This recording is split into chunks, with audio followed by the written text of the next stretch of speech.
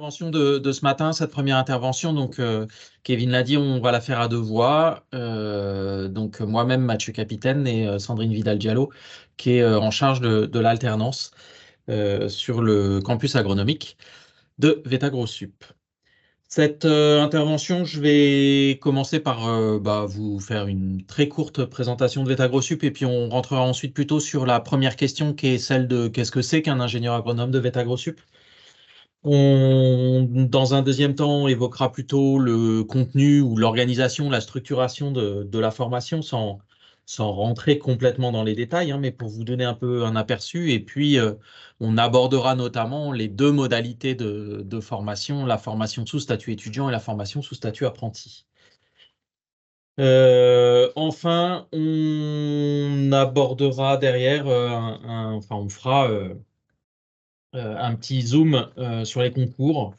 Notamment parce que on a cette année une réforme d'un certain nombre de concours.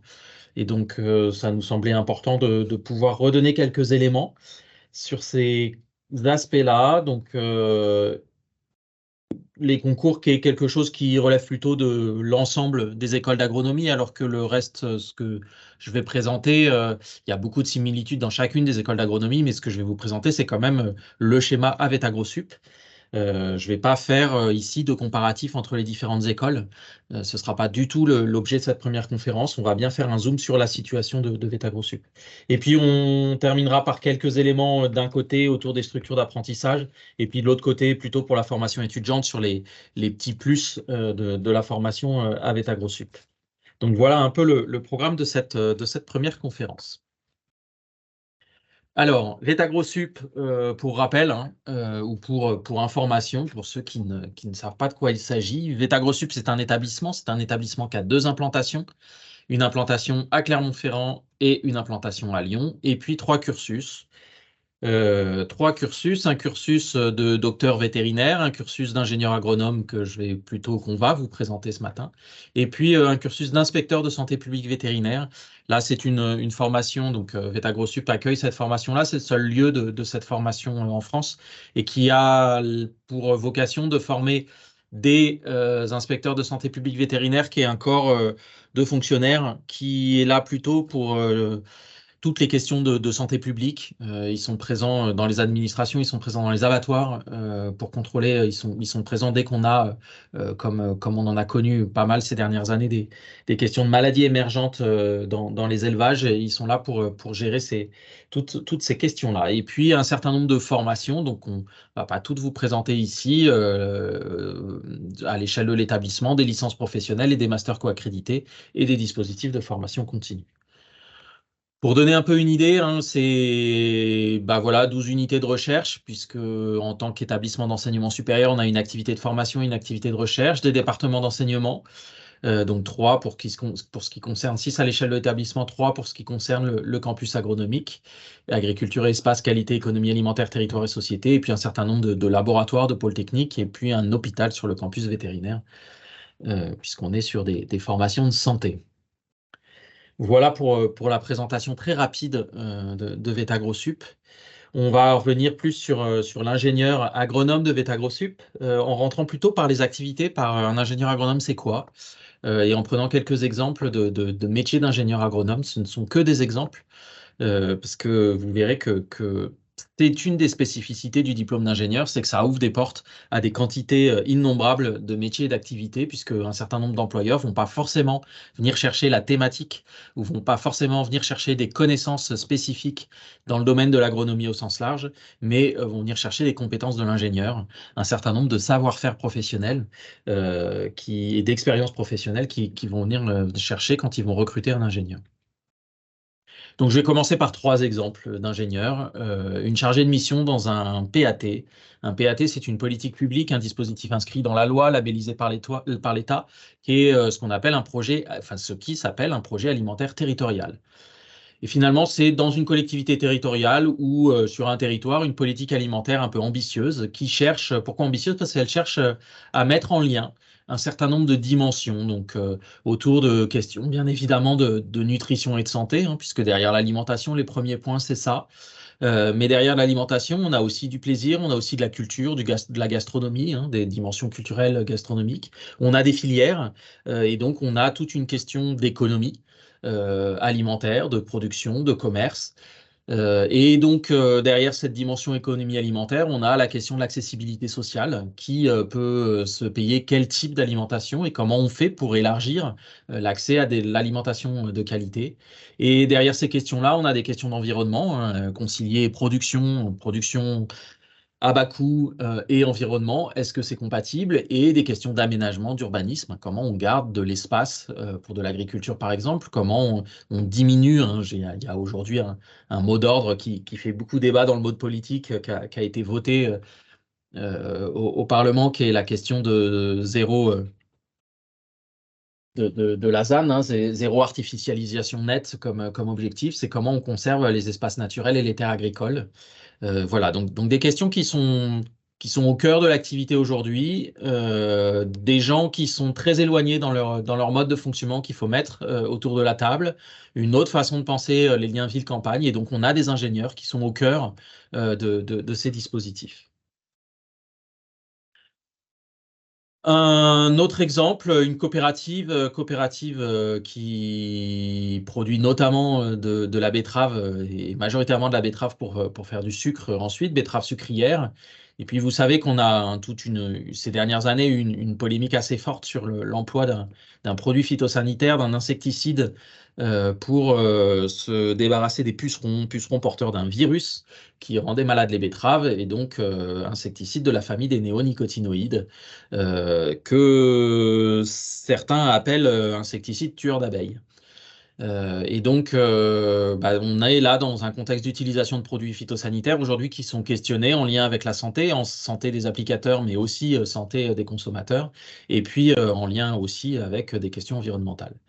Et donc là, c'est une coopérative qui réfléchit à comment mettre en place une logique de compensation. C'est je continue à utiliser le produit phytosanitaire sur mes cultures de betterave, mais comment je diminue la surface en betterave pour mettre à la place des cultures qui vont me permettre de favoriser le développement des pollinisateurs ou protéger le développement des pollinisateurs, donc des zones un peu safe pour développer ces pollinisateurs. Et donc on a des ingénieurs agronomes qui sont au cœur de ces dimensions-là, où on a des dimensions en termes de culture, de processus de culture, mais aussi là encore d'aménagement de l'espace agricole pour réfléchir à l'identification de zones qui peuvent être favorables aux pollinisateurs.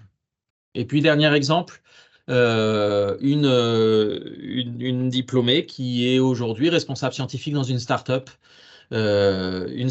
qui est spécialisée dans les questions d'alimentation et de santé, et qui a construit une application. Alors, il y en a un certain nombre d'applications qui peuvent permettre de scanner des produits et d'avoir un retour. Et donc là, une application pour manger vrai et vivre mieux, si je reprends leur slogan. Et donc, on est chez des ingénieurs qui sont dans le développement d'outils numériques au service d'une question auquel ils tiennent beaucoup sur ces questions d'alimentation et santé. Donc ça, c'est trois exemples hein, de métiers. Là, j'ai plutôt choisi des métiers émergents. Mais globalement, derrière les métiers de l'ingénieur, il y a toute une démarche autour d'un questionnement pour pouvoir répondre à un certain nombre de questions, de problèmes souvent complexes, et en essayant de répondre à ces questions de façon innovante. Et donc poser, étudier, résoudre de manière performante et innovante des problèmes complexes au sein d'une organisation. C'est la façon dont la commission d'éthique d'ingénieurs, qui est la structure qui va labelliser les formations en disant oui, vous avez le droit de délivrer un titre d'ingénieur, définit ce qu'est le métier de l'ingénieur. Mais la CTI rajoute que l'ingénieur, il va prendre en compte les préoccupations de protection de l'homme, donc les préoccupations autour du développement humain, de la vie, de l'environnement et plus généralement du bien-être collectif dans son action. Et donc, nous, on a à cœur de développer une formation qui permette d'atteindre cet objectif-là et d'avoir des diplômés qui sont en mesure de faire ce type de métier. Donc, l'ingénieur agronome VET AgroSup, on a choisi d'avoir une formation qui permette d'avoir une formation de cadre, puisque c'est ça qu'on attend d'un ingénieur, et c'est ça une des spécificités d'ingénieur, hein. Un cadre, donc quelqu'un qui est amené à gérer un certain nombre de projets, à gérer des budgets, à pouvoir gérer des équipes. Un cadre opérationnel qui n'est pas complètement déconnecté du terrain et polyvalent, donc quelqu'un qui est proche des réalités du monde professionnel. Il va intervenir pour ce qui est de l'ingénieur agronome de VetagroSup dans des domaines qui sont quand même très variés, puisqu'il y a des domaines qui sont purement agricoles, hein, de la production animale, de la production végétale, mais aussi des domaines de l'alimentation. Que ça va des questions qu'on a abordées là dans les exemples autour de structuration de projets pour euh, progresser ou avoir une vision différente des questions alimentaires, mais aussi tout ce qui relève des process de transformation des produits agricoles pour créer des produits alimentaires, et puis toutes les dimensions très nombreuses environnementales, de naturalistes à des questions de gestion des déchets, de dépollution et de développement territorial.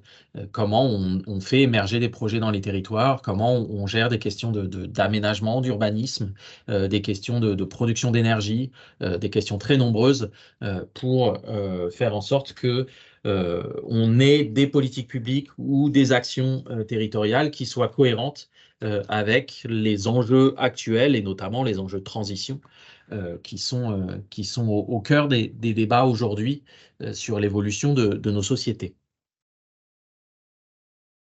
C'est des fonctions très variées, avec, pour ce qui nous concerne, une part assez forte dans des métiers de l'animation, dans les métiers du conseil, dans de la gestion de projet, de l'étude, de la mission, et puis de la recherche et développement et l'expérimentation, et tout ça hors recherche publique, hein. On a aussi des métiers dans les secteurs publics qui sont présents, donc que ce soit la recherche ou l'enseignement, des choses autour de production industrielle, marketing, et puis tout un tas d'autres domaines, d'autres fonctions qui sont occupées par nos diplômés. C'est ce que montre ce graphique. Donc là, c'est un zoom sur la promotion 2020, 3 ans après leur sortie de l'école, où on en est en termes de métier. Et vous voyez qu'on a, y compris, c'est pas forcément la majorité de nos étudiants, mais un certain nombre d'ingénieurs qui vont faire le choix de s'inscrire dans le secteur de la production agricole et donc de s'installer comme agriculteurs. Pour pouvoir occuper tous ces métiers, on a une formation qui est structurée autour d'un certain nombre de compétences. Une première compétence qui est une capacité à avoir une approche globale des questions posées. Donc, on ne va pas chercher une expertise fine dans un domaine, mais si cette expertise est développée, elle doit pouvoir s'inscrire dans une vision globale, dans une vision systémique du contexte et des questions qui sont posées dans le monde dans lequel on est. Donc, on est bien sur un ancrage autour des enjeux, des réalités qui sont posées aujourd'hui dans le monde dans lequel on vit. C'est les questions qui sont posées aujourd'hui, mais on a aussi l'enjeu de former des ingénieurs pour demain, pour tout de suite, là, être sur le marché de l'emploi, mais aussi pour dans 10 ans, 20 ans, 30 ans, puisque les carrières professionnelles vont être de plus en plus longues, vont être mobiles aussi. Et donc, comment on fait pour donner un bagage qui soit non pas des solutions aux questions d'aujourd'hui, mais une capacité à répondre aux questions qui se poseront demain. Et donc, ça, on le travaille aussi autour de la question de la résolution de problèmes, qui, on l'a vu tout à l'heure, est au cœur de la définition d'un métier d'ingénieur par la CTI, d'une capacité à mobiliser des connaissances actuelles ou des connaissances à venir, qui soient scientifiques ou techniques. On cherche aussi beaucoup à ce que nos ingénieurs aient une capacité d'approche pluridisciplinaire, qu'ils soient capables d'aller chercher des connaissances dans des disciplines différentes. Et puis, tout ça, on reste, hein, l'ingénieur, c'est une formation scientifique, donc dans une capacité de réflexion rigoureuse, de réflexion scientifique autour de gestion de projet. Et puis, je l'ai dit tout à l'heure, hein, l'importance de pouvoir avoir un positionnement en tant que cadre au sein de sa structure, puisque là aussi, c'est une attente des formations ingénieurs.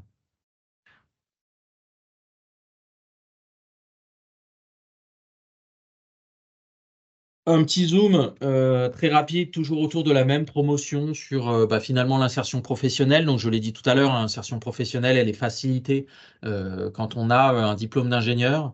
On a un taux d'emploi donc à 3 ans là, qui est de 97%. Ce taux d'emploi, il enlève, hein, les personnes qui sont volontairement hors secteur d'emploi pour des raisons tout à fait personnelles, pour des choix autres, et donc qui ne sont pas en situation de recherche d'emploi. Et puis on a quelques personnes qui peuvent avoir des difficultés à trouver l'emploi, mais globalement, un taux d'insertion professionnelle très bon. Un chiffre que je n'ai pas indiqué ici et qui est quand même important, c'est que on a une bonne majorité des diplômés qui trouvent leur premier emploi dans les 2 à 3 mois qui suivent l'obtention du diplôme. Pour une moitié d'entre eux, quand ils sont diplômés, ils ont déjà un emploi à la sortie de l'école.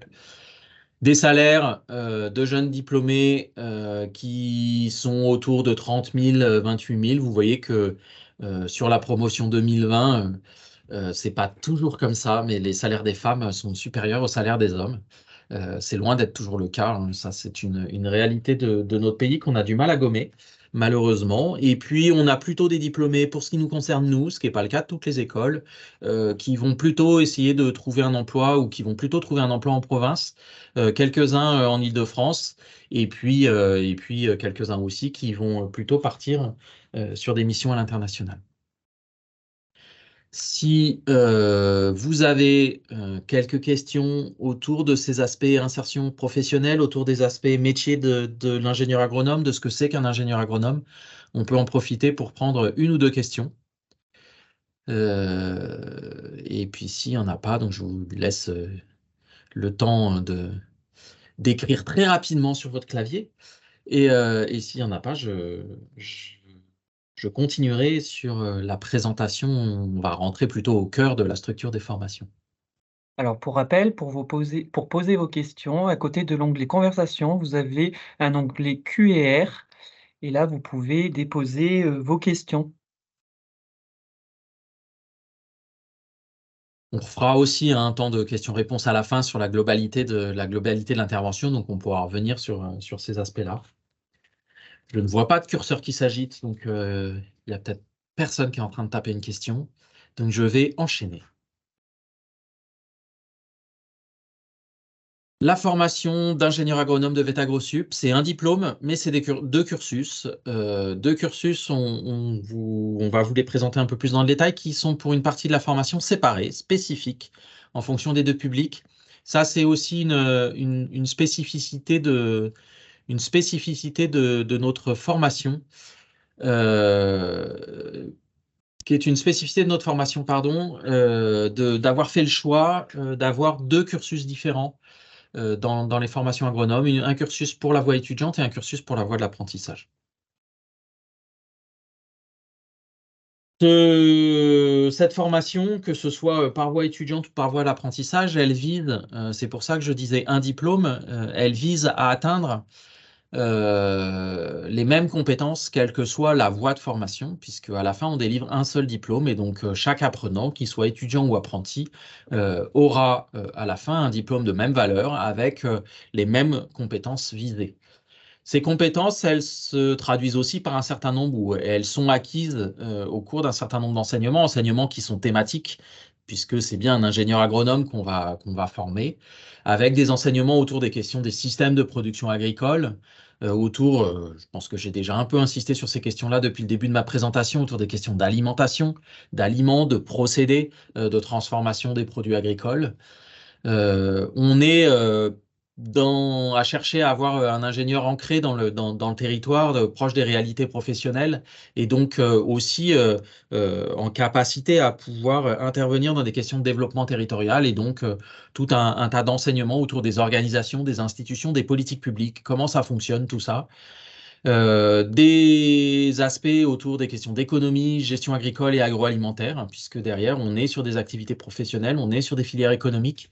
Et donc, cette dimension-là, elle n'est pas la seule, mais elle est importante il est important de la connaître. Bien évidemment, on forme des ingénieurs, et donc on a des enseignements un peu spécifiques autour des méthodes et des outils de l'ingénieur. On a aussi des enseignements autour de la posture de l'ingénieur, hein. Quand on dit être cadre dans une structure professionnelle, qu'est-ce que ça veut dire? Qu'est-ce que ça veut dire en termes de définition? Mais qu'est-ce que ça veut dire aussi en termes de savoir-être, en termes de réflexion sur son action, de capacité à prendre du recul, mais aussi de capacité à réfléchir sur son action quand on a le nez dans le guidon, pendant qu'on est en train de faire.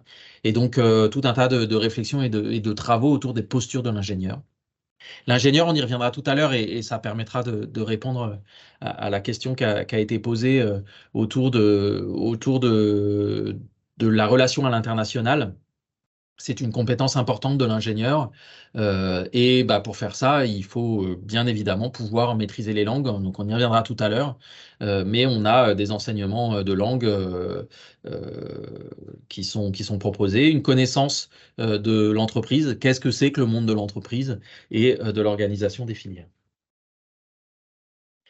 Si je rentre un peu plus dans le détail de la formation étudiante, et tout à l'heure, Sandrine fera un zoom sur la formation par la voie de l'apprentissage. La formation étudiante, elle est structurée donc en 3 années. Formation d'ingénieur, on est un recrutement Bac+2 sur une formation jusque formation niveau master M2 Bac+5. Et puis, on est comme toute formation universitaire, comme formation supérieure, on est structuré en semestres. Et donc, c'est semestre 5, 6, 7, 8, 9 et 10. 5, 6 pour la première année, 7, 8 pour la deuxième année, 9 et 10 pour la troisième année. On a fait le choix de structurer la formation avec d'abord une approche en termes de socle commun.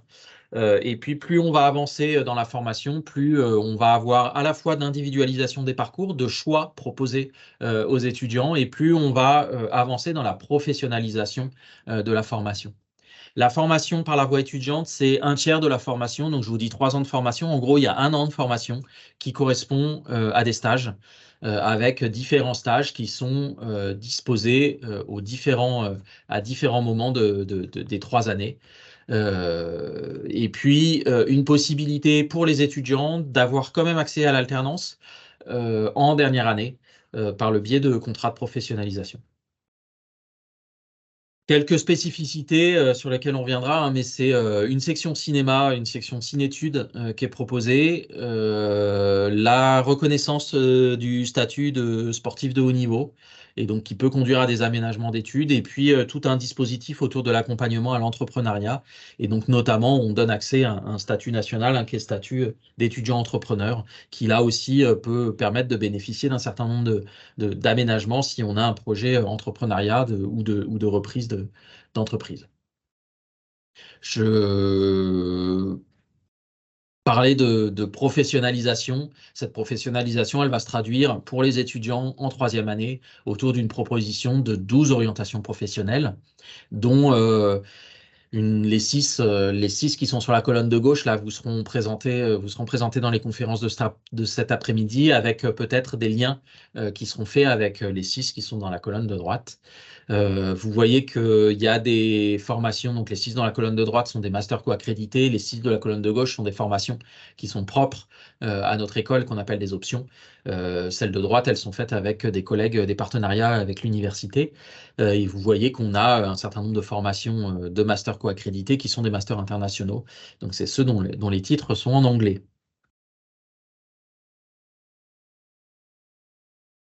Une possibilité aussi d'avoir accès à des doubles diplômes à l'international avec des universités d'Amérique du Sud ou des universités européennes et notamment l'Italie. Et puis des doubles diplômes en France pour les masters co-accrédités qui vous permettent d'avoir le diplôme de master et diplôme d'ingénieur, ou avec l'École supérieure de commerce de Clermont, qui vous permettent d'avoir un double diplôme et une complémentarité sur des questions propres de l'École supérieure de commerce avec la formation d'ingénieur agronome. Je le disais tout à l'heure autour des LV2, on a un certain nombre d'exigences qui ne sont pas les nôtres, qui sont celles de toutes les écoles d'ingénieurs, puisque ça fait partie du cœur des écoles d'ingénieurs. C'est une mobilité à l'international. Pour l'instant, c'est plus de 2 mois à l'étranger, de mobilité d'études. Donc la mobilité d'études, on est plutôt sur des mobilités d'un semestre.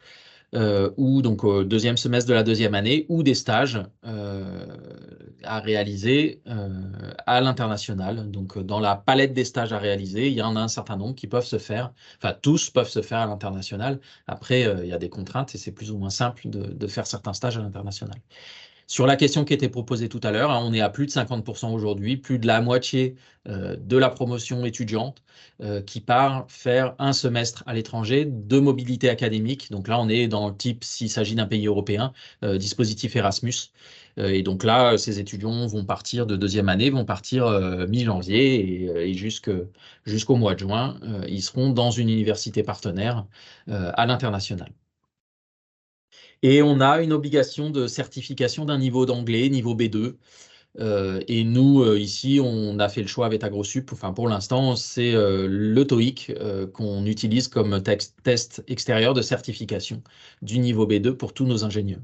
Si le niveau B2 n'est pas atteint, l'étudiant ne peut pas être diplômé ingénieur agronome. Voilà, rapidement brosser la structure de la formation d'ingénieur par la voie étudiante. Et je vais passer la parole à Sandrine pour aborder la voie de l'apprentissage. Merci, merci Mathieu.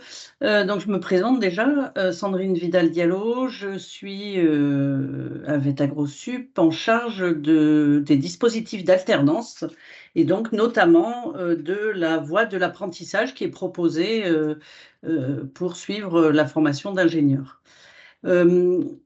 Alors, petite précision, tout ce qui a été dit par Mathieu précédemment reste vrai hein, pour la formation par apprentissage. C'est le même diplôme que par la voie étudiante. On vise aux mêmes compétences, hein, qu'on soit passé par l'apprentissage ou par la voie étudiante. L'objectif de la formation reste le même. C'est dans la façon d'arriver au diplôme qu'on a une particularité. Donc, on va rentrer un petit peu plus dans le détail de l'apprentissage. Alors, la voie apprentissage, elle a la particularité hein, de se faire avec une entreprise. Le cursus apprentissage est bien aussi structuré sur les 3 années de la formation d'ingénieur. On y rentre, et ça on le verra un petit peu plus tard, via un concours à Bac+2 ou Bac+3. Et puis, on intègre VET-AgroSup en ayant signé un contrat d'apprentissage avec une entreprise, un contrat qui va durer sur la totalité des 3 ans de la formation. Donc, tout au long des 3 ans de la formation, on alterne des périodes à l'école pour un total de 62 semaines avec des semaines en entreprise, en structure professionnelle pour un total de 91 semaines. Comme pour les étudiants, hein, on a une progression hein, sur les 3 années avec, sur la première année, plutôt un objectif d'acquisition de base de connaissances et de méthodes que doit avoir tout ingénieur, quel que soit son domaine professionnel. Et puis, progressivement, sur les 3 ans, sur les 2 autres années, on va individualiser le parcours et construire une formation plus adaptée à son projet. Donc, la première année, hein, le socle commun est vraiment spécifique aux apprentis. Les enseignements qui sont proposés ne sont proposés que au groupe apprenti. Donc, le groupe d'apprentis, c'est 26 apprentis. Donc, si les objectifs d'apprentissage sont les mêmes que pour les étudiants, la façon de les amener, de les proposer sont un peu différents puisqu'on s'adapte à un petit groupe, hein, 26 apprentis, c'est un petit groupe, ce qui permet d'avoir une façon d'enseigner et d'amener les connaissances un peu plus adaptées à ce groupe. Et puis, vous voyez, comme pour les étudiants, à partir de la 2e année, l'apprenti va pouvoir individualiser son parcours par les choix de formation, à la fois des dominantes, des modules d'ouverture hein, en 2e année, pour permettre de voir un petit peu autre chose que ce qui a pu être vu les années précédentes, et puis surtout en entreprise. Et puis l'approfondissement professionnel sur la dernière année.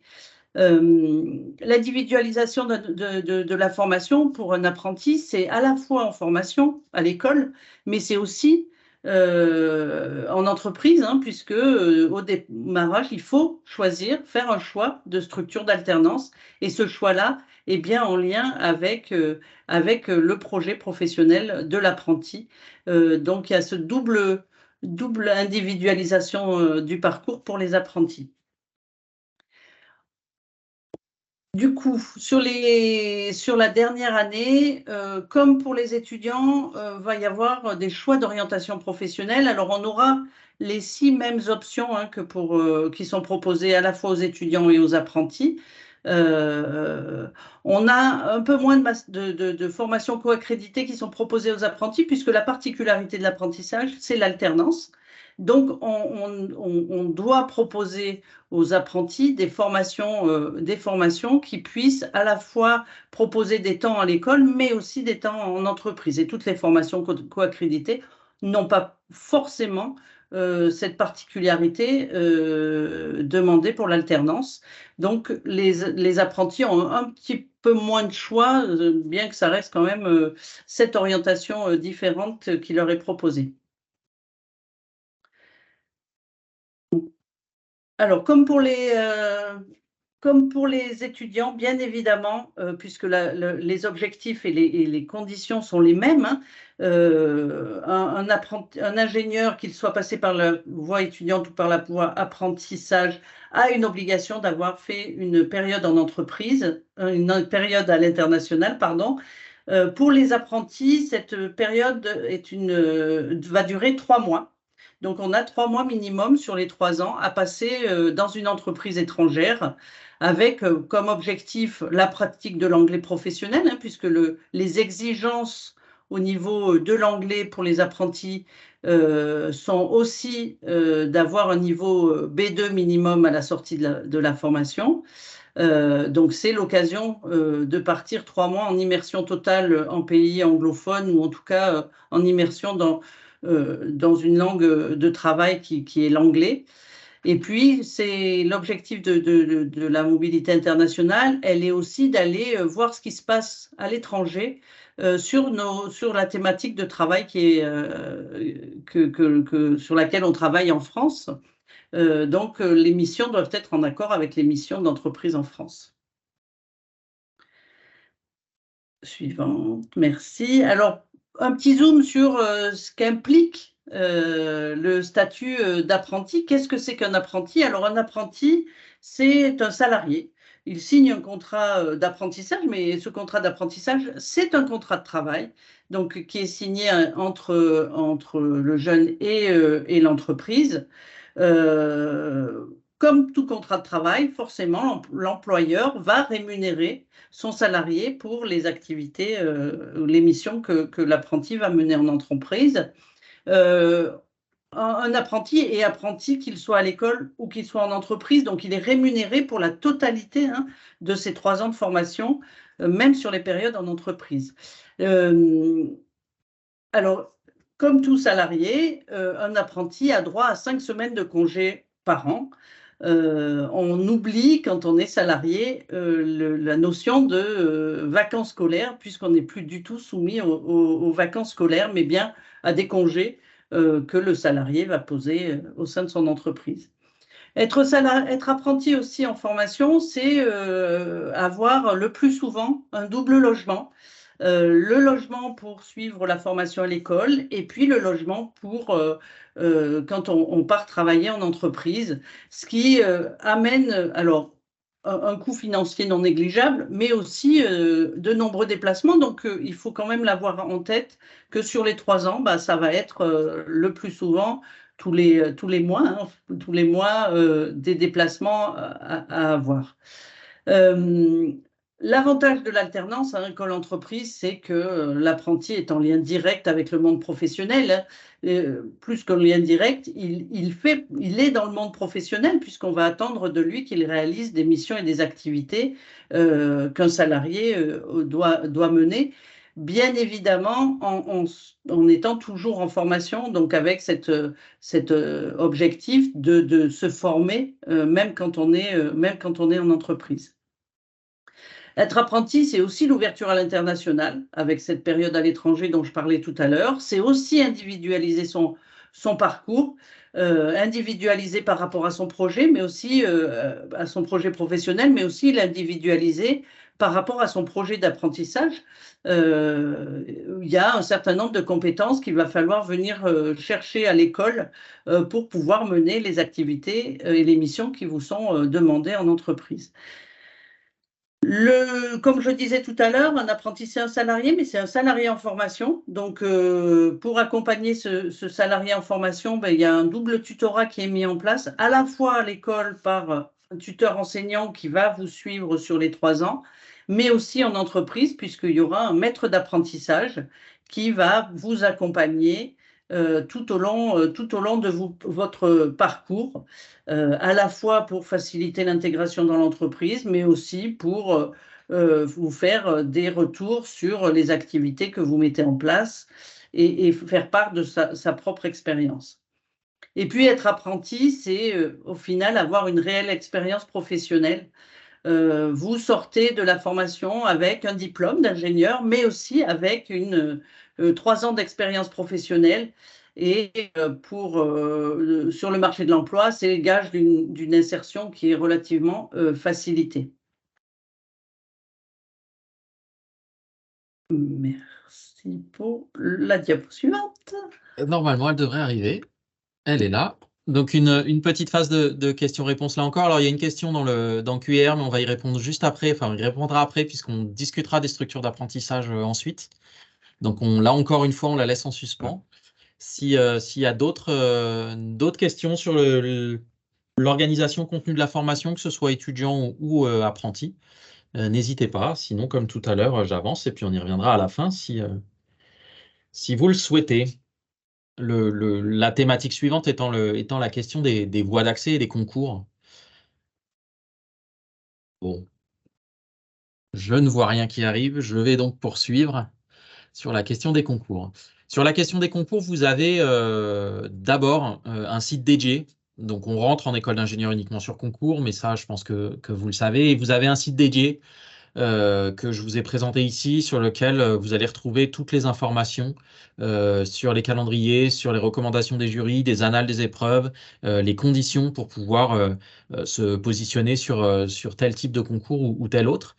J'attire juste votre attention sur le fait que les inscriptions sont très proches et très rapides, puisque pour tous les concours, les inscriptions ont lieu entre le 9 décembre et le 16 janvier.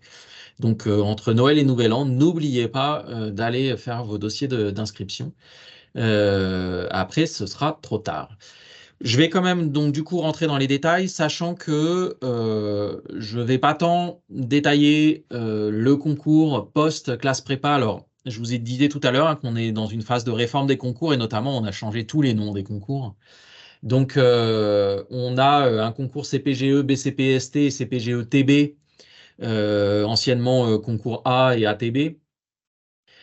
Ces concours-là, ils sont post-classe prépa. Je vais dans les quelques diapos qui suivent consacrés au concours, pas les détailler, puisque a priori, vous êtes dans des structures avec des enseignants qui sont très au fait de ces changements-là, qui pourront vous renseigner et qui, ça se trouve, l'ont déjà fait. Donc, s'il y a des questions, on pourra y répondre, mais je ne vais pas rentrer dans le détail sur ce concours-là. On peut rentrer dans les écoles d'ingénieurs après une licence, après un BTS ou après un BUT. Et la spécificité avec AgroSup, c'est qu'on est une des rares écoles à donner un poids assez important à ces 3 formations dans nos recrutements, puisqu'on recrute. Alors, notre recrutement majoritaire reste un recrutement post-classe prépa pour la moitié de nos étudiants. Mais pour l'autre moitié des étudiants et puis pour les apprentis, c'est dans le vivier licence, BTS et BUT qu'on va recruter. Pour les licences, licence universitaire, donc un concours licence qui est accessible soit après une L2, soit pendant la préparation d'une L2, soit pendant la préparation d'une L3. Une possibilité pour les licences pro qui, eux, ont accès à 2 concours, soit le concours licence, soit le concours apprentissage. Donc, quand je dis ça, ça veut dire que la différence entre étudiant et apprenti et l'accès au cursus étudiant ou l'accès au cursus apprenti se fait finalement par le biais des concours. C'est-à-dire que ne rentrent dans le cursus apprenti que les personnes qui sont passées par le concours apprentissage. Tous les concours que je vous présente là sont des concours nationaux, donc ils rentrent par le concours apprentissage et du coup, ils intègrent notre voie de formation par apprentissage. Tous les autres concours déboucheront sur la voie de formation par la voie étudiante. Et donc, les étudiants, je l'ai dit tout à l'heure, n'auront pas accès à l'alternance, sauf en 3e année, au travers du dispositif de contrat de professionnalisation. Et les universitaires ont aussi la possibilité de rentrer à l'école avec un concours en M1, concours master, qui permet d'accéder à 3 écoles, Bordeaux Sciences Agro, Oniris et VetaGroSup pour le cursus, pour la formation ingénieur. Et la spécificité de ce concours, c'est qu'en général, on a moins de candidats que de places offertes. Donc un concours sur lequel il peut y avoir de la sélection, hein, les mauvais dossiers ne sont pas pris, mais sur lequel le taux de sélection est quand même bien moindre que sur les autres concours. Avec une particularité pour ce concours-là, c'est que l'entrée se fait en 2e année, alors que tous les autres de notre formation, alors que tous les autres, l'entrée se fait en 1re année de formation. BTS et BUT, je vais rentrer un peu plus dans le détail ensuite. Donc avec des concours qui ont été réformés pour BUT, BTS et pas pour apprentissage, mais je vous présente les 3 parce que en fait a été décidé d'avoir des approches assez communes pour ces 3 concours, à tel point que les épreuves se dérouleront en même temps. Avec une phase d'admissibilité, d'abord une sélection sur dossier, donc vous faites un dossier sur lequel vous allez mettre vos relevés de notes, etc. Et donc chacun de ces dossiers va correspondre à chacun de ces dossiers va être affecté une note accompagnée d'un coefficient. Avec une spécificité pour la voie BTS, BTSA, c'est qu'il y aura un regard assez spécifique qui sera porté sur les notes d'anglais dans la sélection du dossier.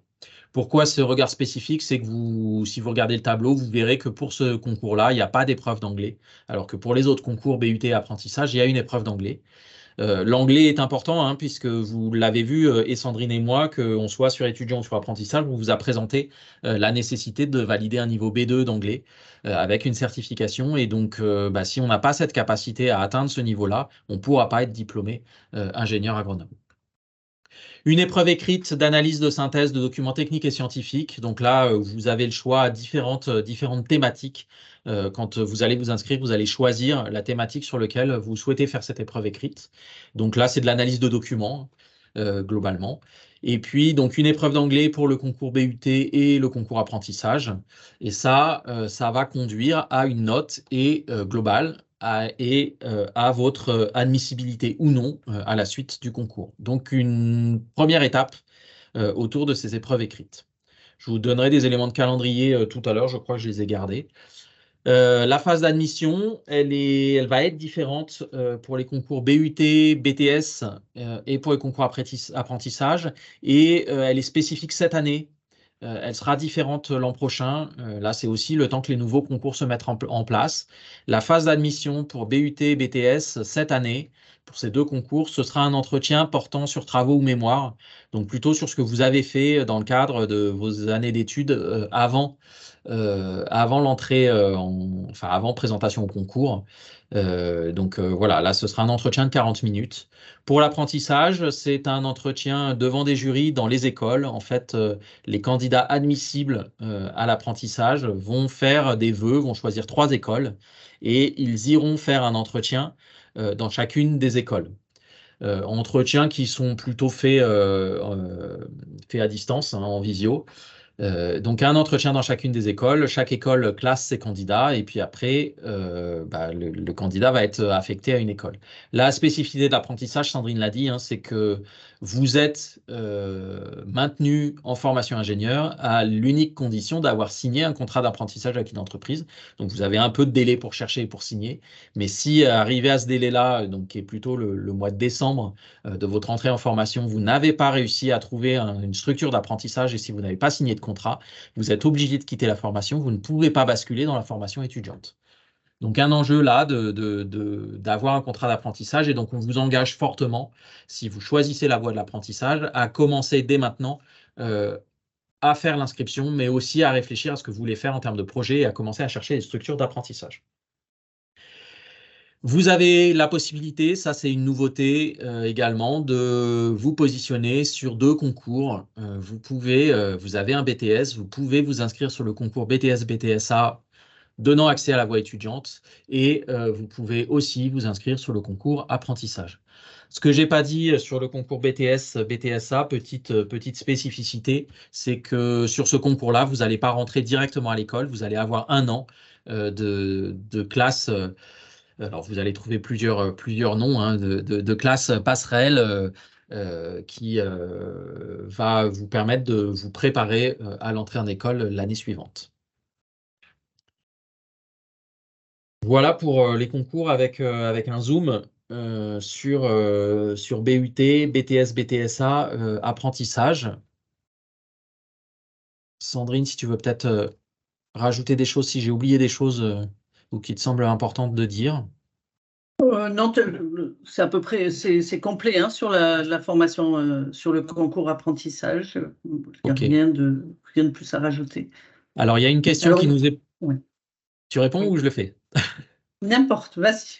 Et donc, une question qui nous est posée sur si vous êtes aujourd'hui en formation par apprentissage, en fait, le fait d'être en apprentissage aujourd'hui vous oblige pas à continuer en apprentissage. Mais à l'inverse, vous interdit pas de continuer en apprentissage. Donc ça dépend de l'intérêt que vous trouvez à cette formation. Ce qu'on vous engage en revanche en termes de formation, c'est à changer de structure d'apprentissage. Ce sera beaucoup plus formateur et ça viendra enrichir votre CV si vous souhaitez continuer en apprentissage. Mais vous êtes aujourd'hui en BTS en apprentissage, vous pouvez vous positionner à la fois sur le concours apprentissage et là, vous poursuivrez votre formation sous statut d'apprenti, mais aussi sur le concours BTS, BTSA et là, vous continuerez sous statut étudiant avec possibilité de reprendre l'alternance, en tout cas pour ce qui nous concerne, nous, avec AgroSup, en 3e année, avec un contrat de professionnalisation. Vous avez vraiment le choix de ce que vous voulez faire. Alors la classe passerelle, le cursus, nous, il reste effectivement en 3 ans, mais vous avez un équivalent prépa qui vient effectivement rajouter une année de formation. Alors quand je dis équivalent prépa, c'est une erreur, hein, puisque vous n'avez pas de sélection. C'est-à-dire que si vous êtes capable d'avoir les 60 crédits ECTS qui correspondent à un an de formation supérieure, vous serez forcément ensuite intégré dans une école d'ingénieur. Mais vous passez le concours cette année et vous rentrerez réellement en école d'ingénieur, non pas en septembre 2024, mais en septembre 2025. Et dernière Juste question, puis après, pardon, vas-y. il y a une question que tu as sautée, c'est les dates des oraux et des écrits. Ah oui. Alors, on a la date des écrits pour concours BTS, BUT et apprentissage, c'est le 28 février. Donc, pour l'ensemble de ces trois concours. Pour les écrits des autres concours, là, moi, je ne les ai pas. Donc, peut-être, Mathieu, je ne sais pas si on les connaît déjà. Si, on les connaît, mais je ne les ai pas sous les yeux. Mais vous retrouverez tout ça sur le site du SCAV. Ouais. Pour tous les concours, les dates sont maintenant connues. Donc, sur le site du SCAV, il n'est pas forcément très, très fonctionnel, très pratique. Mais quand vous arrivez sur le site du SCAV, vous descendez tout en bas de la page et là, vous avez un accès par concours. Et sur chacun des concours, vous aurez les calendriers spécifiques. Donc, il y a beaucoup Il va être. Ouais. Vas-y. Il va être mis à jour au 1er décembre, où il y aura la notice, toutes les notices des différents concours qui seront vraiment à jour. Donc là, vraiment, ça vaut le coup d'aller y regarder à ce moment-là. Mais les dates sont déjà affichées, hein, puisque j'ai regardé. La classe passerelle, elle se fait absolument pas par apprentissage, puisque le concours BTS, BTSA est un concours qui vous emmène sur la voie étudiante. Le seul concours qui vous emmène vers de l'alternance sur la globalité de la formation ingénieur, c'est le concours apprentissage. Ça, c'est vrai pour toutes les écoles. On reviendra après sur la question du bac et des spécialités au bac. Il y a pas mal de questions sur que ce soit BUT, BTS. Oui, vous pouvez vous inscrire à la fois au concours apprentissage et au concours BUT ou au concours BTS. Donc, vous avez la possibilité de jouer la carte. Et ça, c'est complètement nouveau hein, dans les concours d'entrée. Vous avez la possibilité de jouer à la fois la carte de l'apprentissage et la carte étudiante. Donc, la même année, de pouvoir avoir 2 possibilités d'entrée en école d'ingénieur. Je vous propose qu'on continue et puis on reviendra après sur les questions auxquelles je n'ai pas répondu. On essaiera de les retrouver et de ne pas les oublier. Et Sandrine va continuer sur ces questions des structures apprentissage, et puisque en plus tout à l'heure on avait une question à ce sujet.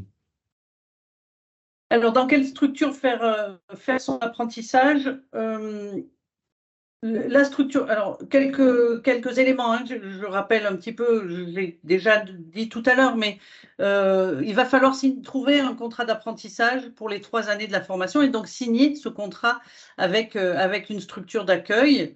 Cette structure va vous rémunérer, hein. Alors la rémunération d'un apprenti, c'est un pourcentage du SMIC qui va être variable selon votre âge, mais aussi selon le niveau de la formation. Donc il va évoluer sur les 3 années de la formation. Donc le choix de cette structure est assez important, hein, puisque vous allez travailler pour cette structure pendant les 3 années.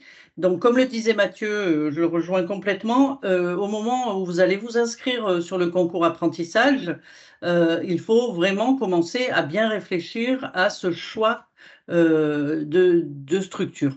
Nous, la particularité, c'est que tout type de structure, on autorise en fait l'apprentissage dans tout type de structure à partir du moment où cette structure va pouvoir vous permettre de monter en compétence sur les compétences attendues de l'ingénieur. C'est vraiment ce qu'on va regarder au-delà même de la structure en elle-même, c'est quelles sont les missions qui vont vous être proposées et permettent-elles de vous faire progresser tout au long des 3 ans.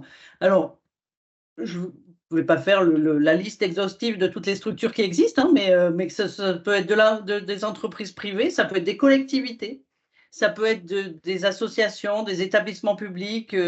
On le verra tout à l'heure un peu le panel, hein, des entreprises qui prennent des apprentis de chez nous. C'est très divers au niveau de la taille, au niveau du secteur, au niveau des missions proposées, etc.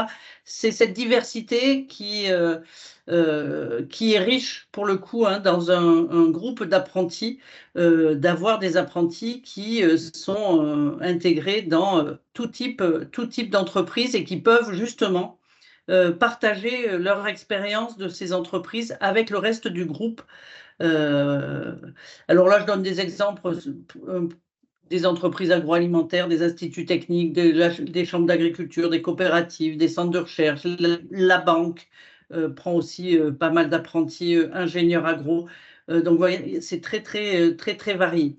Il y a un type de structure où ça demande vraiment qu'on regarde vraiment très précisément, c'est les exploitations agricoles, parce qu'en fonction des tailles d'exploitation, etc., il n'y a pas forcément matière pour former un ingénieur, hein. L'objectif, on est bien sur la formation d'un ingénieur agronome. Donc, on va aller chercher des structures qui permettent de vous donner cette possibilité-là. Et puis, il faut quand même être attentif à ce que l'encadrement vous permette là aussi, hein, de progresser. Et le maître d'apprentissage, il va falloir que la structure puisse proposer un maître d'apprentissage qui a la capacité de vous former sur un niveau ingénieur. Alors, au niveau des profils des structures d'apprentis, hein, comme vous voyez, c'est très varié. Alors, on a quand même les coopératives, hein, qui prennent quand même actuellement beaucoup d'apprentis. Et là encore, hein, dans les coopératives, il y a tout type d'activités et de missions, hein, qui sont menées. Ce n'est pas une coopérative donne un type de mission. C'est au sein même d'une coopérative, on va trouver plein de métiers accessibles aux ingénieurs agro. Donc l'entreprise privée type entreprise agroalimentaire par exemple prennent aussi pas mal d'apprentis de l'école. Des établissements publics, hein, que ce soit de la recherche publique ou autre type de structure, prennent quelques apprentis. Les associations et les collectivités. Alors, on a les départements qui prennent pas mal d'apprentis. On peut avoir aussi des structures intercommunales qui aussi prennent des apprentis de chez nous. Donc après, je ne vais pas redétailler les secteurs d'activité, hein, mais vous voyez, c'est très large, hein, que ce soit de l'agroalimentaire, du commerce, de l'agrofourniture, des services, de la recherche, etc. On a vraiment tout type de secteur. Et puis, nos apprentis qui intègrent l'école viennent de partout en France, trouvent aussi des entreprises partout en France. Alors, c'est, comme je disais tout à l'heure, une vraie richesse en termes de diversité, d'échange d'expériences, etc. Ça a aussi la contrainte, hein, du coup, hein, c'est l'exemple concret du double logement et des déplacements nombreux. C'est vrai que faire l'école à Clermont-Ferrand et puis avoir son entreprise en Bretagne, par exemple, bah, ça va être 3 ans où il va falloir faire pas mal de déplacements, mais on en a quand même pas mal, hein, et des apprentis qui viennent vraiment de partout. Le diapos. Alors, un petit zoom là aussi sur l'insertion des apprentis diplômés.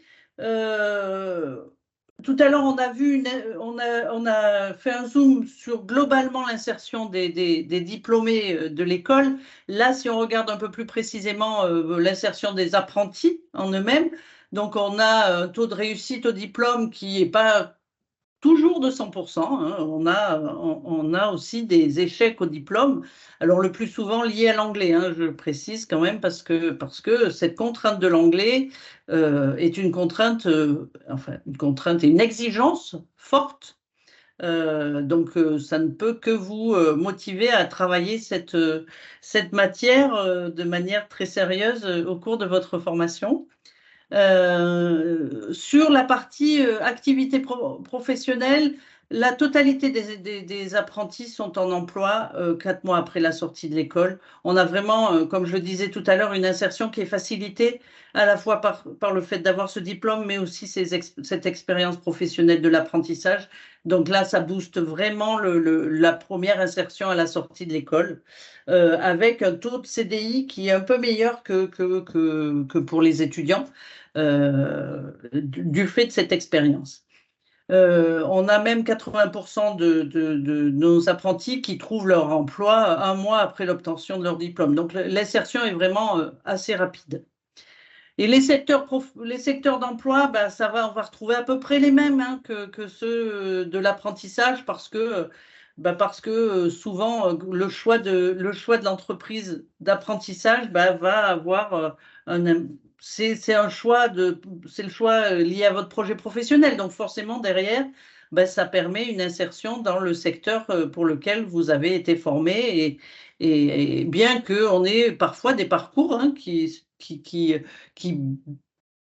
change un peu entre l'apprentissage, la structure d'apprentissage, et puis la structure à la sortie. C'est pas complètement figé, mais c'est généralement un parcours construit, un projet professionnel construit pendant ces 3 années de formation. Et puis la répartition géographique des emplois, alors on est là encore, hein, comme pour tout le reste, on a des diplômés qu'on va retrouver un petit peu partout en France, hein, bien que c'est pas toujours, l'emploi va pas toujours être dans la région où l'apprentissage a été fait, hein. Il y a aussi des changements de région, des ouvertures qui se font, hein, des personnes qui se disent « moi je quitterai jamais cette région », et puis au final, ces 3 ans de formation leur ont permis de s'ouvrir et de pouvoir envisager d'aller travailler ailleurs que dans leur région. Donc voilà, toujours cette richesse des 3 ans d'expérience. Alors là, c'est plutôt la partie Étudiante, mais pas que. que. Deux éléments avant de dérouler mes 3 diapos. Alors Sandrine, je veux bien que tu laisses la caméra. Vous voyez derrière Sandrine une image d'une partie de nos bâtiments, avec bâtiment vitré qui est des salles de cours et un amphi. Et puis si vous voyez juste derrière un bâtiment un peu plus en hauteur, et en fait c'est un bâtiment qui est tout en longueur, qui part derrière, et c'est une résidence étudiante. Et donc une des spécificités de notre formation, ou d'un petit plus, c'est que, mais comme d'autres, hein, on a une résidence étudiante qui est juste sur le site, et qui globalement offre suffisamment de chambres pour accueillir l'ensemble des étudiants ou des apprenants, puisque les apprentis y ont aussi accès. Ça peut être un moyen de gérer le double logement qu'évoquait Sandrine. Donc une résidence sur site. Ce que Sandrine vous a dit aussi tout à l'heure, c'est que l'effectif de la promotion apprenti, c'est 26. L'effectif de la promotion étudiante, c'est autour de 100-110 étudiants. Donc on fait partie des établissements, des écoles d'ingénieurs agro qui ont les promotions les plus petites, hein, comparé à des écoles où on a des promotions de 400 étudiants. sur un site qui est assez circonscrit et donc du coup plutôt une interconnaissance assez forte et une accessibilité et une capacité à interagir et à pouvoir accéder aux enseignants assez facilement et un accompagnement plutôt, plutôt fort de nos étudiants avec AgroSup. Vous l'avez vu, alors ça c'est vrai pour les étudiants et pour les apprentis, hein, on travaille sur une individualisation, une personnalisation du parcours, donc on a un socle commun, des choses qui sont vues par tous, et puis après on offre un certain nombre de choix, ce qui permet en plus derrière, même si je dis qu'on est déjà sur des promotions qui sont petites, d'avoir des groupes encore un peu plus petits, de pouvoir aller faire du terrain, de pouvoir avoir des interactions avec des intervenants professionnels, puisque terrain, intervention professionnelle, stage pour les étudiants, c'est quand même une bonne part du contenu de notre formation. Et puis un suivi individualisé tout au long du parcours avec un enseignant référent. On a une approche, et on l'a aussi dans les formations de troisième année, et vous avez une conférence autour de ces questions-là cet après-midi sur des enseignements fondés sur la thématique du Global Health, comment on travaille, comment on gère les interfaces entre santé, santé humaine, animale, environnementale, développement économique, enjeux de transition. Avec aussi, on joue là sur notre valence vétérinaire et sur la capacité d'aller chercher des compétences ou des apports du côté des vétérinaires qui viennent enrichir la formation ingénieur.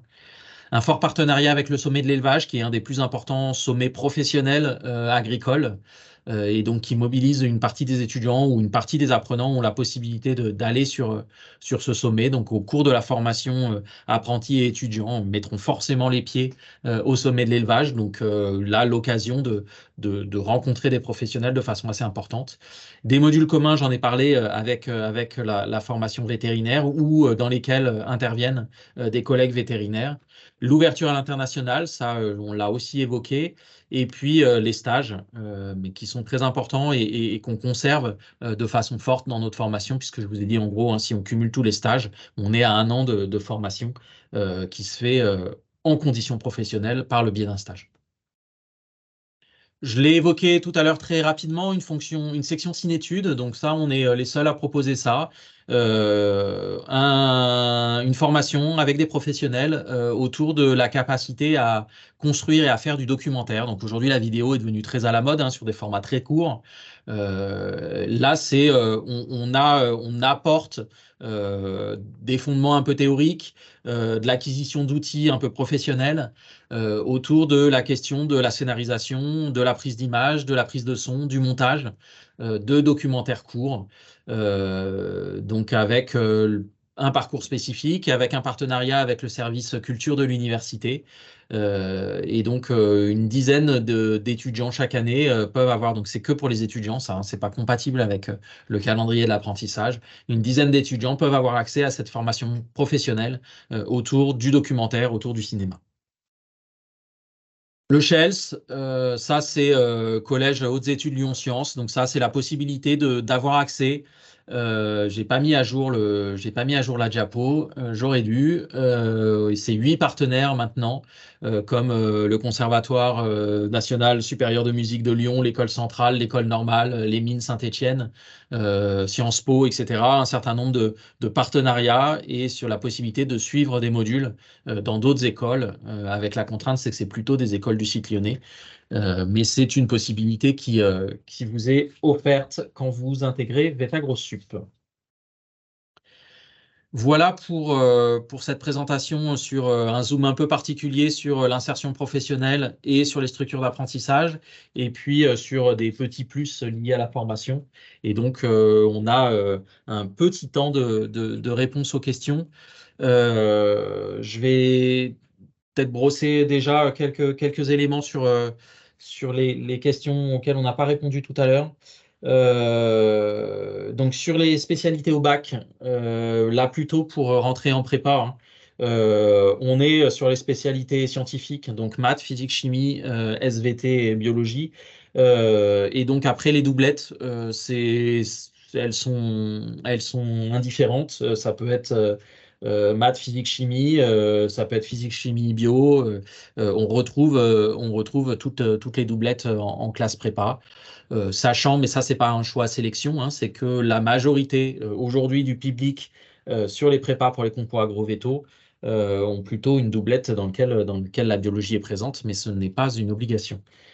Pour les formations post-bac en ingénieur agronome, on ne propose pas avec AgroSup pour l'instant d'entrer directement en post-bac. Donc ça veut dire qu'il faut soit partir vers l'université pour faire une licence ou commencer une licence ou commencer un BUT, soit partir vers un BTS pour pouvoir ensuite rentrer dans nos écoles et bien sûr les classes prépa. Sur les épreuves de concours à l'oral du licence, enfin les épreuves concours sur le concours licence, c'est un concours sur dossier et puis ensuite des oraux. Oraux sur entretien de motivation et anglais. Et puis, il y avait une question sur les jurys à apprentissage. On a dit que vous sélectionniez 3 écoles. En fait, vous ferez les entretiens dans les 3 écoles. Avec une particularité, c'est que c'est chacune des écoles qui vous convoque pour les entretiens. Donc, des fois, on peut se marcher sur les pieds. Donc, dans ce cas-là, faut pas oublier, faut pas hésiter à nous le dire. Dire, ah ben, j'ai un problème, j'ai déjà été convoqué, puisqu'on a une période stricte pour faire les entretiens. Il peut arriver, donc ne pas hésiter à nous dire si vous avez des soucis par rapport aux dates d'entretien et aux convocations.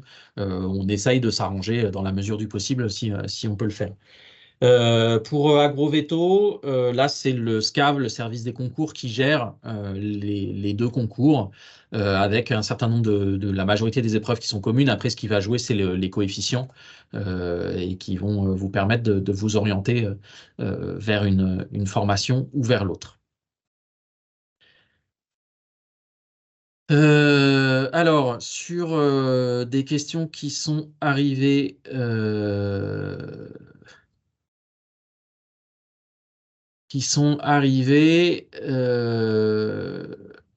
sur l'apprentissage, Sandrine, sur le choix de la structure et les spécialisations de 3e année.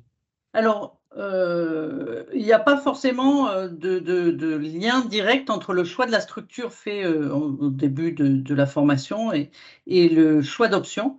En fait, le choix d'option, il se fait plus par rapport aux missions que vous allez réaliser au sein de l'entreprise, puisque en fait, le choix d'option, il est fait en discussion avec le maître d'apprentissage et au vu des compétences qui sont nécessaires pour mettre en œuvre vos missions.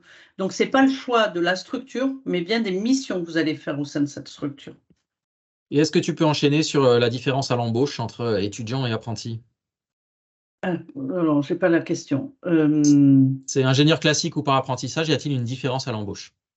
Alors, dans les 2 cas, on a une très bonne insertion professionnelle. La différence, elle est par le fait qu'avec un apprentissage, on a 3 ans d'expérience. Donc, souvent, ces 3 ans permettent d'avoir peut-être un CDI plus facilement et puis une prise en compte de l'ancienneté, hein, donc avec un niveau de rémunération légèrement supérieur aux étudiants.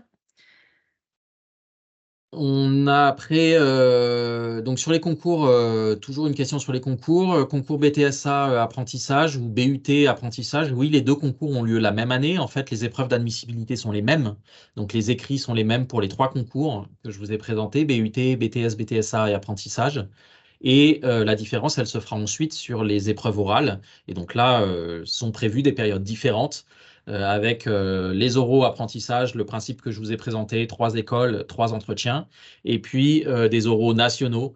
Là, moi, j'ai pas encore plus de tout à fait, enfin, j'ai pas de détails sur les lieux, sur la façon dont vont se dérouler ces oraux.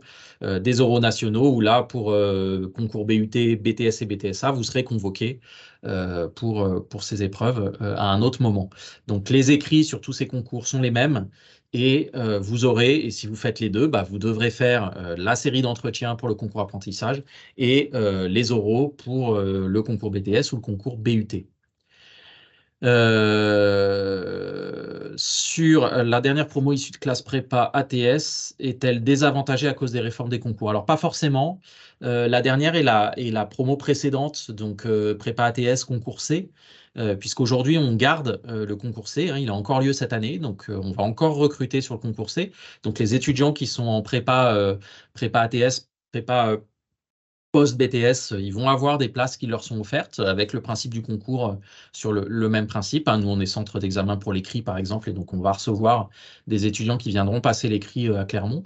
En revanche, vous avez la possibilité, pour alors l'an prochain, et puis pour ceux qui ont passé le concours l'an dernier et qui l'ont raté, la possibilité de vous présenter sur le concours licence. Ça, c'est des dérogations pour pouvoir gérer ce changement dans les concours. Alors, il y avait une question sur la spécialisation et sur l'accès à des options dès le début de notre formation. Eh bien non. Je vous l'ai dit tout à l'heure, le choix qu'on a fait sur la formation d'ingénieur agronome de Vetagrosup, c'est bien d'avoir un ingénieur polyvalent. Et ça, on y tient. Vous avez des écoles qui sont spécialisées, des écoles qui sont par exemple spécialisées en agroalimentaire. Dijon, Nantes, vous avez Nancy qui a un créneau agroalimentaire. Paris aussi va avoir très rapidement une spécialisation en agroalimentaire. Nous, pour notre part, on a la possibilité de faire de l'agroalimentaire, mais ces étudiants-là, ils ont aussi des connaissances en production agricole. Ce qui nous intéresse et ce qui nous semble important, c'est qu'on ait une base de connaissances qui permettent d'intervenir dans l'ensemble de nos secteurs d'activité. Et donc de bien nourrir cette polyvalence, y compris sur la connaissance d'un certain nombre de thématiques. C'est pour ça que pour l'instant, sur la première année, on est vraiment sur du socle commun, la même chose pour tous, et que dès la deuxième année, on va avoir une spécialisation.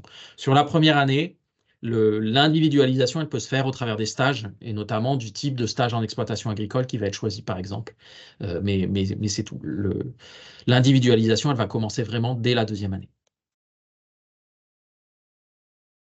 Est-ce qu'il y a d'autres questions? Et puis on répondra après sur celle des journées portes ouvertes. Non. Donc on va répondre sur les journées portes ouvertes. Là, la diapo qui est affichée, c'est bien pour les journées portes ouvertes pour le campus agronomique et donc pour la formation d'ingénieurs, le 10 février de 9h à 12h. C'est également les journées portes ouvertes sur l'ensemble du site universitaire clermontois. Donc vous pouvez aussi aller voir les autres écoles d'ingénieurs ou les autres formations universitaires du site clermontois. Kevin, est-ce que tu peux donner des éléments relatifs à la formation vétérinaire? Kevin, es-tu là? Oui. Oui, je suis là. Pour les journées portes ouvertes du campus vétérinaire, les prochaines maintenant, elles seront en 2024, plutôt au mois d'octobre. Voilà. Octobre 2024, donc dans assez longtemps, pour les journées portes Oui. ouvertes sur la formation vétérinaire. En revanche, il y a eu un forum des formations vétérinaires début novembre, le 4 novembre, et vous pourrez retrouver les conférences en ligne à un moment donné. S'il n'y a pas d'autres questions, on a atteint le temps de notre conférence. Donc, merci beaucoup de votre présence. Merci à nos deux contributeurs principaux en termes de questions qui sont venus nourrir le débat. Et puis, on vous souhaite une bonne journée et une bonne continuation au fil de ces conférences ou avec d'autres activités. À bientôt. Au revoir. Au revoir, merci.